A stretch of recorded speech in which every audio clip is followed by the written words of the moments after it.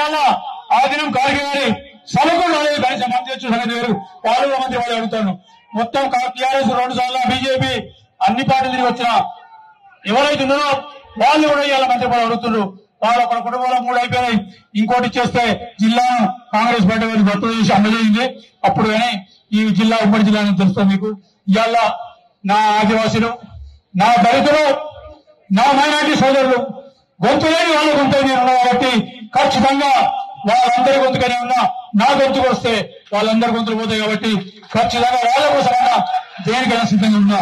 ఈ అవకాశం ఇచ్చిన దానికైనా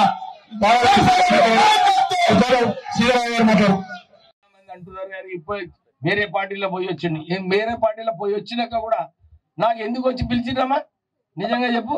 కాంగ్రెస్ పార్టీ రేవంత్ రెడ్డి మా ఇంటికి వచ్చి పిలిచిండు. ఎందుకు? మా పేరు మంచిగా ఉంది, సేవ చేస్తాము ప్రజలకు. అవును, మీరు నిజంగా చూసుకుంటే ఈ చెన్నూరు నియోజకవర్గంలో ఈ 40 సంవత్సరాల నుంచి కేవలం గడ్డం ఫ్యామిలీ నుంచి నిలబడినప్పుడే గెలవడం జరిగింది కాంగ్రెస్ పార్టీ. అవునా కదా?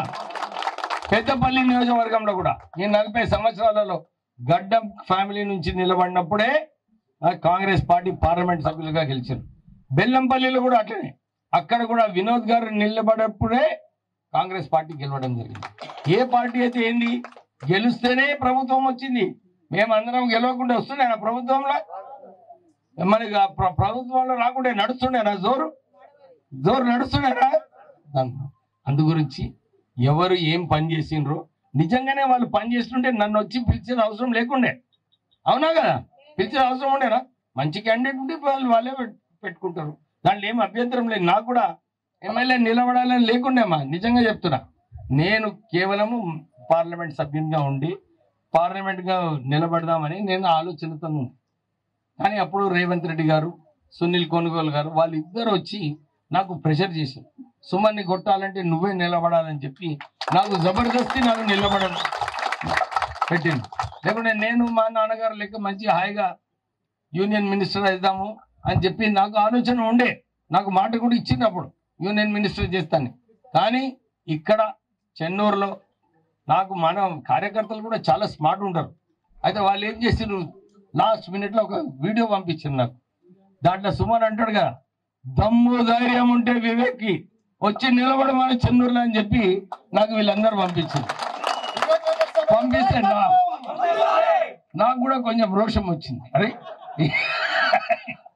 ఇట్లా అంటాడా? నేను ఎప్పుడు కూడా ఎవరిని విమర్శించాను.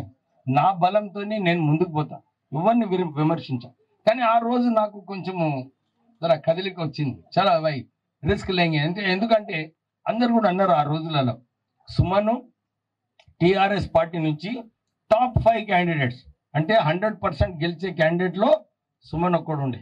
నాకు చాలా మంది ఫోన్ చేసి చెప్పాను, సార్ నువ్వు ఎందుకు నిలబడుతున్నావు, రిస్క్ తీసుకుంటున్నావు, ఓడిపోతే మళ్ళీ బాగుండదు, తీసుకోవద్దని చెప్పినారు. కానీ నేను ఎప్పుడు కూడా ఏది ఉన్నా కానీ ఛాలెంజ్గా తీసుకొని నేను నిలబడతాను.